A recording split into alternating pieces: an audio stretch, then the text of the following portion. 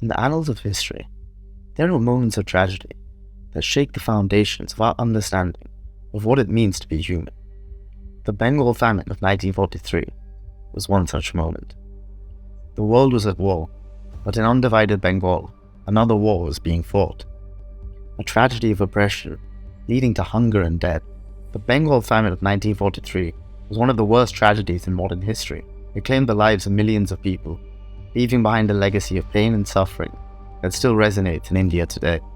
It was a moment when millions of people were left to starve and die, their destiny sealed, not by fate or nature, but by the policies of a colonial power that cared more for its own interest than the lives of the people that it claimed to rule. Estimates of the death toll range anywhere between 3 to 10 million, with official figures unavailable for that time period. To put that into perspective, that is the size of the population of London if the upper limit of that estimate is to be taken. But have we done enough to protect the legacies of the victims, the lives that were destroyed, cultures erased, futures stolen? Are we doing enough to preserve the spirit of Bengal? Why don't we take a closer look at the Bengal Famine of 1943? What caused it? What was the impact? And how did the British government at the time respond? Well, if we start by looking at the causes of the famine, we can see that it will be traced back to the policies of British colonialism. The British had imposed a system of land tenure that forced farmers to grow cash crops such as cotton, jute, sugarcane, and tea instead of food. This left the population vulnerable to famine when crops failed, as they did in 1943. The British also extracted resources from Bengal to fuel the war effort, which exacerbated the situation. Let us go into a bit more detail about the causes. Well, according to Nobel Prize winner Amartya Sen, who had been a strong critic of British colonial policies of that time, he had made the assertion that the famine was indeed a man-made disaster that could have been avoided altogether. While some historians may argue that natural disasters were a major cause of the famine, a recent study published in 2019 in the journal Geophysical Research Letters came to the conclusion that this was a unique famine caused by policy failure instead of any monsoon failure. The study was conducted by Vimal Mishra, who is the lead researcher and associate professor at the Indian Institute of Technology in Gandhinagar. But it is also important to take other factors into consideration as to attain the whole picture of what was going on at the time. There was a cyclone that had affected a significant percentage of crops, but the impact of this event alone was not enough to harm the public's consumption of food. Japan's invasion of Burma contributed to the famine, as wheat grain could no longer be imported from Burma. With shortages in wheat, the demand for the essential grain rose, making it more and more difficult for poorer Bengalis to purchase food. The increase in price was primarily caused by wartime inflation policies. According to renowned economist Utsa Patnaik, John Maynard Keynes, who was supervising the war effort at the time and was also an advisor on Indian financial and monetary affairs for the British government, had advocated for profit inflation in order to finance war spending, which in turn increased the price of rice and reduced the food consumption of the general population. Most of the available grain at the time was going to the British Indian Army and other workers in war-related activities. The situation was worsened by the use of denial policies enforced by the British government. The two policies put in place involved the denial of rice and the denial of boats. These strategies were implemented in anticipation of an impending Japanese invasion. The denial of rice policy involved destroying any surplus stocks of rice in certain villages in Bengal. These stocks, which were destroyed, could have been used during times of scarcity. The second policy involved boat denial. This entailed the destruction and confiscation of boats, as to avoid them falling into enemy hands. These policies, hand in hand, upended the lives of countless Bengalis across the region through major economic disruption and financial hardship.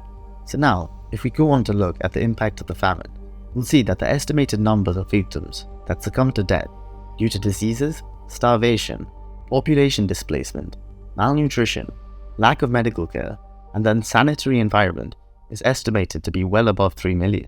Men sold their farms and left home to look for work or to join the army, and women and children became homeless migrants, often traveling to Calcutta or another large city in search of organized relief, which led to huge migration. One of the classic symptoms of famine is that it tends to intensify the exploitation of women. Sales of women and girls, for example, tend to increase.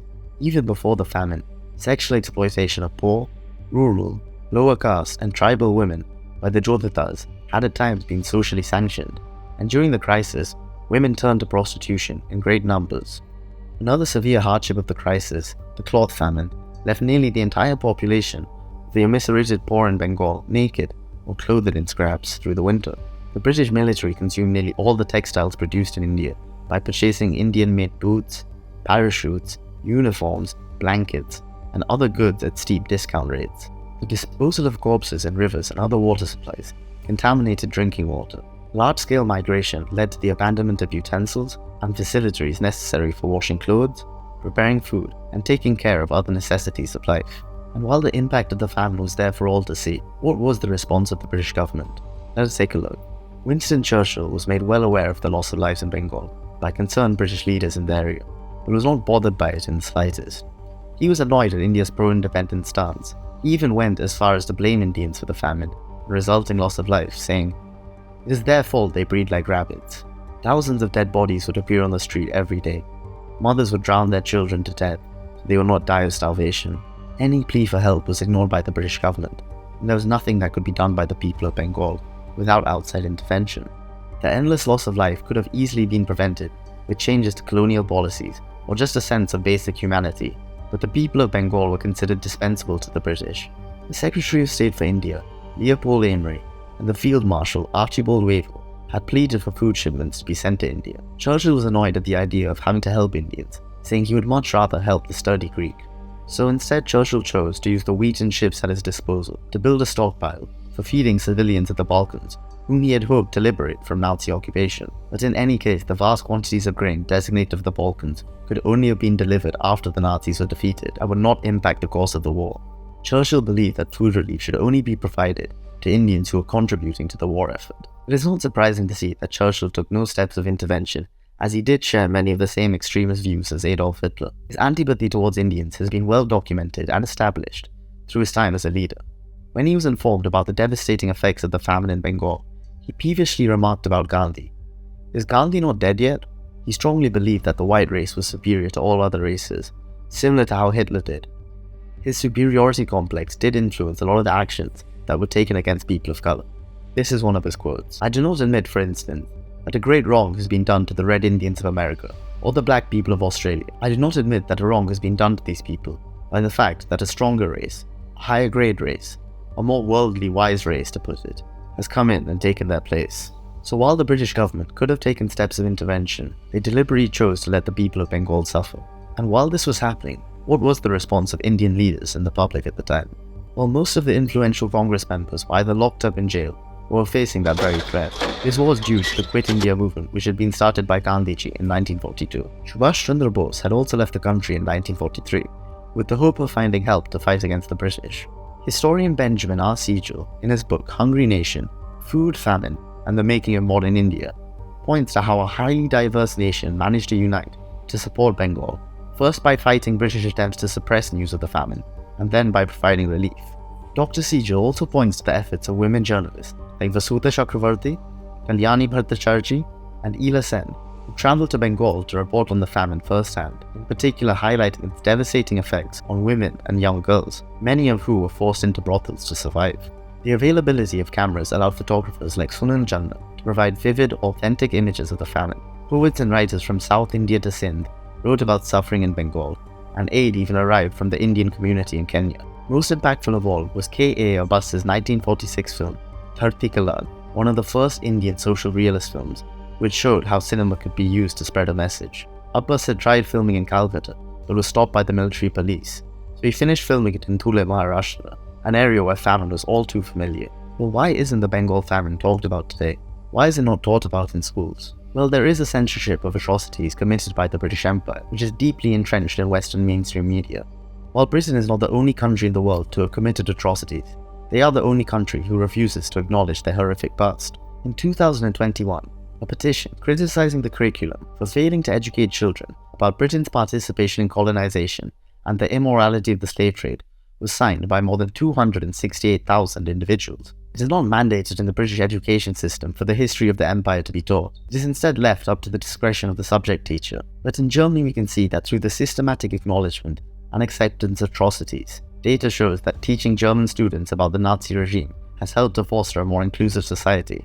Maybe that is why a survey conducted in 2016 by YouGov showed that British people are proud of their colonial past, and a more recent 2020 study showed that Britons are more likely than people in France, Germany, Japan, and other former colonial powers to say they would like their country to still have an empire. If British people still see their colonial past as a source of pride, does that point to an issue in the system? If British people were made more aware of the horrors of colonialism, then maybe they were not celebrated as a force of good, and they would understand the irreparable damage that it has done to more than half of the world. The ability to provide an entire country with free public services such as healthcare, schooling, housing, and security stems from the fact that these institutions were built on the drainage of wealth and resources from those under their rule. If we just take a look at the financial toll of colonization, as analysed by Utsa Patnaik, we'll see that Britain would owe over £45 trillion to India in today's market if reparations were to be made.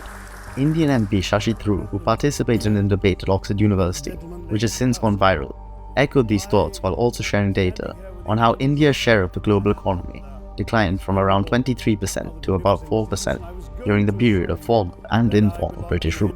His speech is highly regarded as the perfect critique for why the empire should not be celebrated. So after taking all the facts into consideration, isn't it time to finally address the fallacies ingrained in colonial pride? It is imperative that the significance of the Bengal famine is established and studied through history. It should be given the recognition and importance it deserves, and it should be termed as a Holocaust. And while the Bengal famine was a tragedy, it was also a testament to the strength and courage of the people of India, and it is up to us to remember their struggle, to honour their sacrifices, and to work together to build a world that is free of the legacies of colonialism and exploitation.